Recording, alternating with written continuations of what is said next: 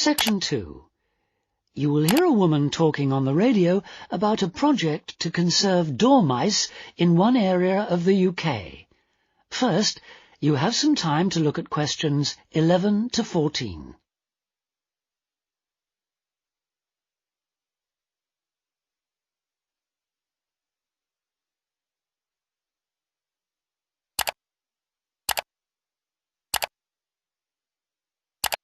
Now listen carefully and answer questions 11 to 14. Good morning, and welcome to our weekly programme about countryside matters.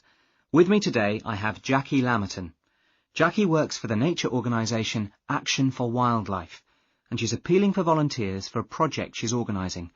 So if you think you might be willing to help, please listen carefully. Jacky.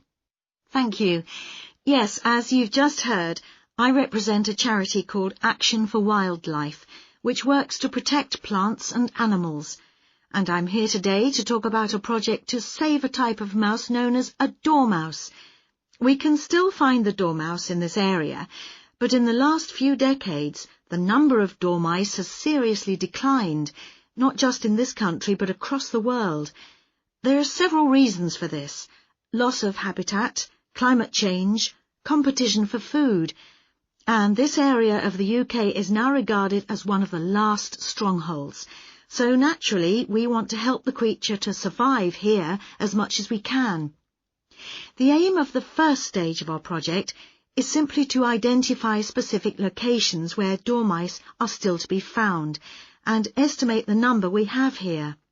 So I'll just tell you a little bit about the creature in case you don't already know. The dormouse is a very attractive, very small mammal. It only weighs about the same as a couple of pound coins. It's bright golden in colour, and it has a thick furry tail and big black eyes. Now, you've probably all seen a picture of a dormouse, but you're very unlikely to have seen a real one because they're strictly nocturnal. Also, they hibernate from October to April, so it's not around at all for about half the year. So where is the dormouse to be found? Well, dormice need to be near a variety of trees and plants, so they can be sure of a continuous supply of food throughout the spring and summer. They feed on flowers, pollen, fruit, insects, ripe nuts, things that are available in turn as the summer progresses. Here in the UK, the dormouse is most likely to live in places like hedgerows or woods, or at the edges of farmland.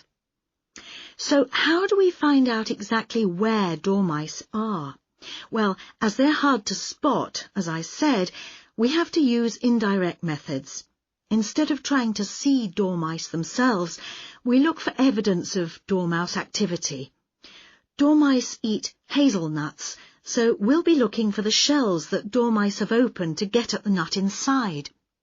A lot of wildlife species eat hazelnuts. It's not just dormice. But it's usually possible to tell which particular animal has opened a nut by looking at the marks on the shells. So now, for those of you who would like to help us carry out this survey, let me tell you exactly what to do. You'll need to get an identification sheet like this from us. Then you should spend time looking for hazelnut shells in the bottom of hedgerows or on the ground in woodlands. Before you hear the rest of the talk, you have some time to look at questions 15 to 20.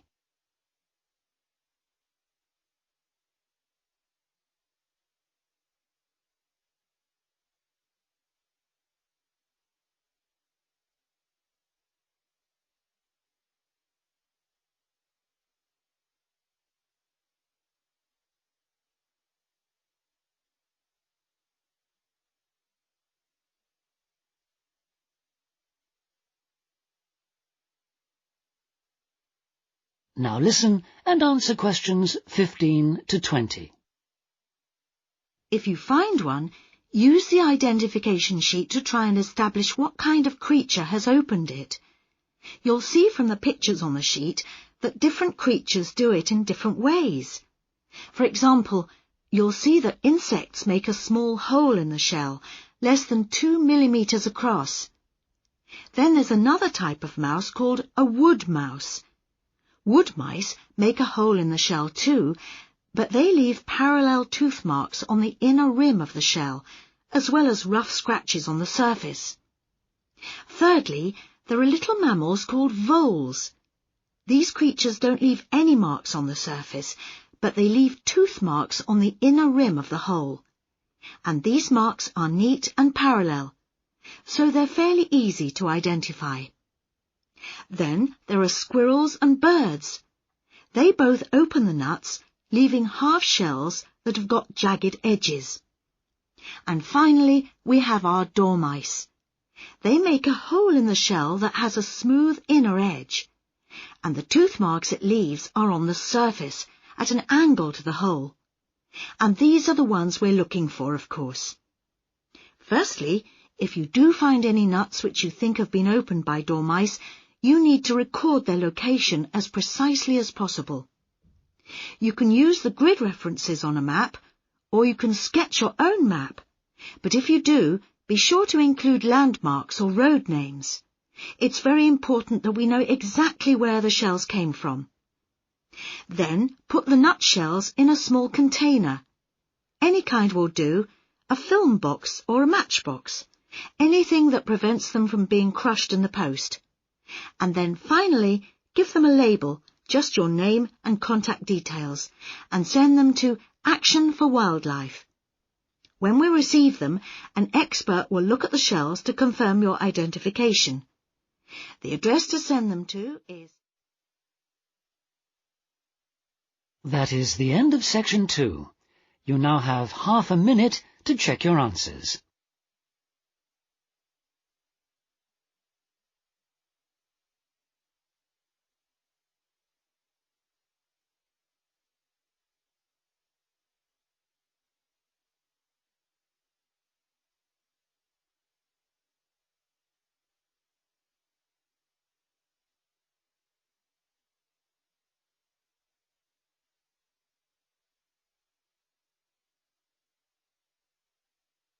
Now turn to section 3.